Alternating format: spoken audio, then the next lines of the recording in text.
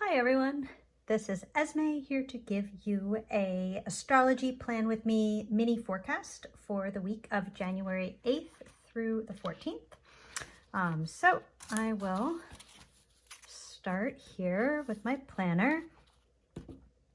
I just finished teaching a workshop on the astrology of 2024. It was so much fun. And I did want to just mention that I have this little 2024 transits kind of at a glance where the planets are going to be as a free download. So I will put a link to that in the description to this video. All right. You know what I was thinking about? I was thinking about bringing back the horoscope scrolls that I made last year. I don't know if you guys had a chance to check these out, and I was very sporadic about it in 2023, but I published some horoscopes on Medium, just on that blog, as little free downloads that were printable, and then you could take them and write, like the beginning was the horoscope part, and then the second part, this was like one sheet of paper, like printer paper that's just cut in half and taped. And then the second part is like a place for like you to write, almost like a Mad Libs horoscope crossover, or like journal prompts. Anyways, I don't know if you guys are interested in seeing more of that this year, but I was thinking it might be a fun thing to bring back because I really I liked doing them, to be honest. All right, let's get down to the astrology of this week. We are coming up on a full moon, and I thought that this time I'm gonna write in more aspects than I put in the planner. I do want to make this really useful for everyone who's watching. Thank you for watching. Please like and subscribe to my channel. It really helps me. And I do really want to focus and make these as useful as possible. So I know that when I was learning to track my transits with astrology and really personalize astrology for myself, I couldn't find a lot of resources. So I want to make this a resource. And with that in mind, I'm going to draw in more astrology transits than I am personally working with, because there's the idea that you might be working with these transits. And with the disclaimer that I really only work with a few planets through the year. I don't focus on everything all at once. But I did want to note, we do start our week. So our moon up here, we start our week with the moon in Sagittarius. Tuesday evening, it moves into Capricorn. We have a new moon in Capricorn on the Thursday, and then it moves into Aquarius later that evening, and we have an Aquarius moon through Saturday evening and end the week with a Pisces moon. We also have Mercury transiting into, or shifting into Capricorn. We have Mars in Capricorn. Mars shifted into Capricorn last week. Mercury is joining Mars in Capricorn.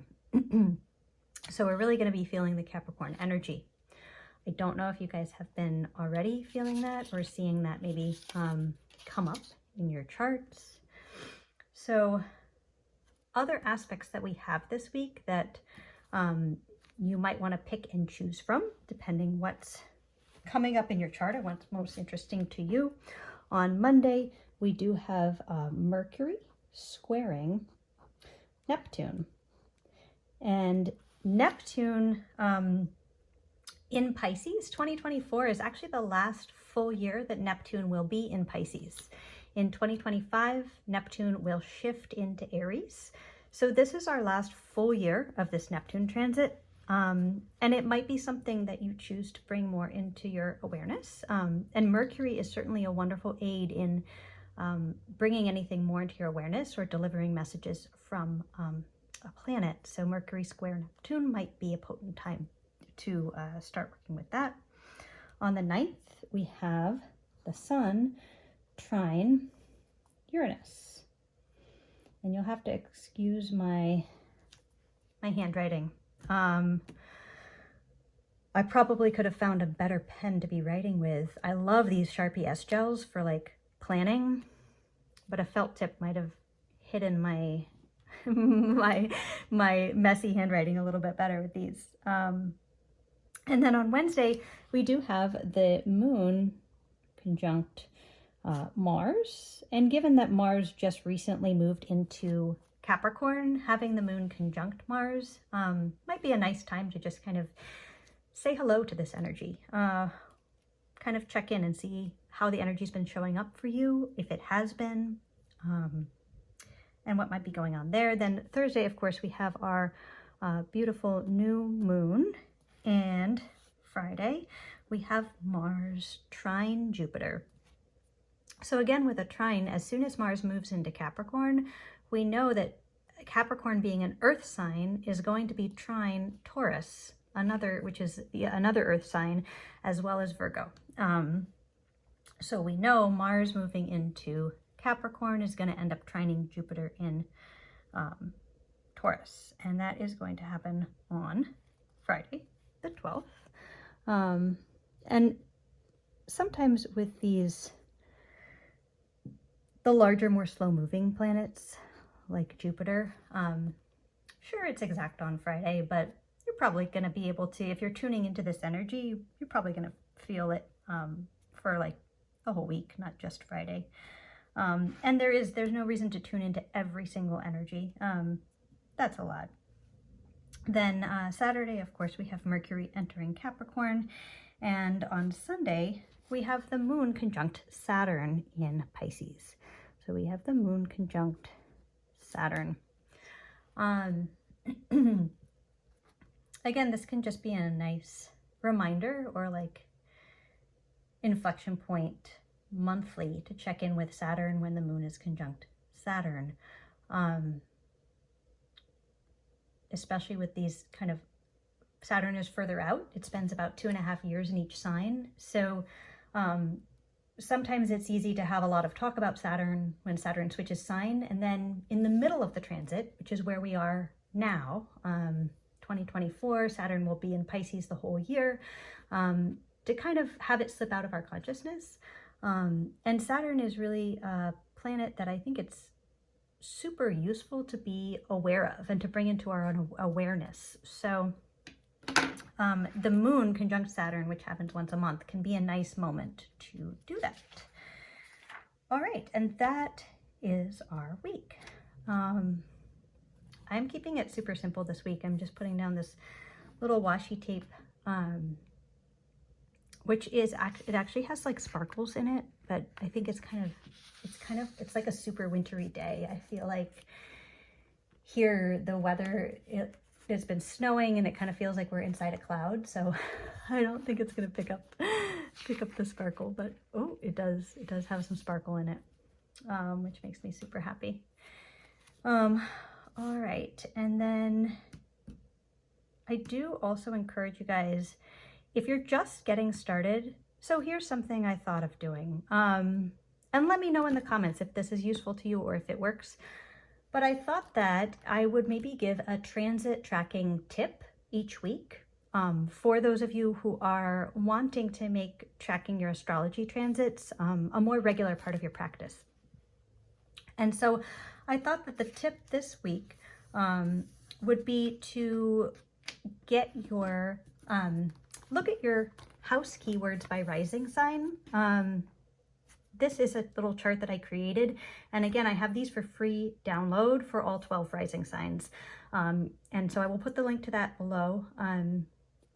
But to look at your chart, and since we have just started 2024, and one of the major kind of themes this year or transits is going to be Saturn square Jupiter.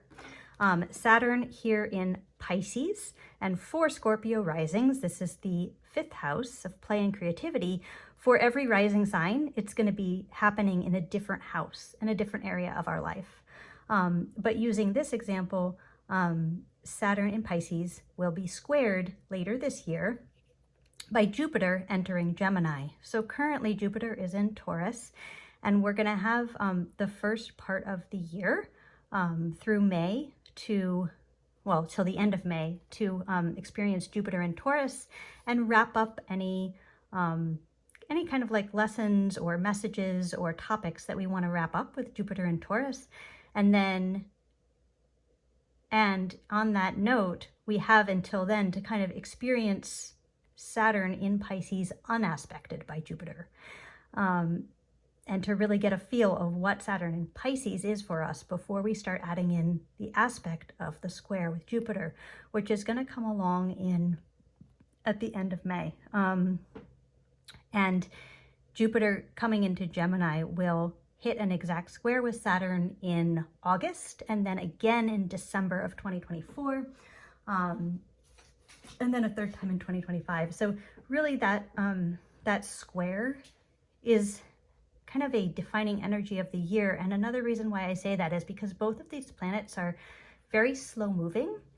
And basically they come within a few degrees of the exact square for quite a while, for quite a large portion of 2024. So the exact days of the square to me are less important than just the energy of those months from the end of May through the end of the year. So looking in your chart and seeing what two areas are going to be affected by Jupiter, or Jupiter in Gemini squaring Saturn in Pisces, and kind of what might really understanding Saturn and Pisces in your chart before that kind of lend you.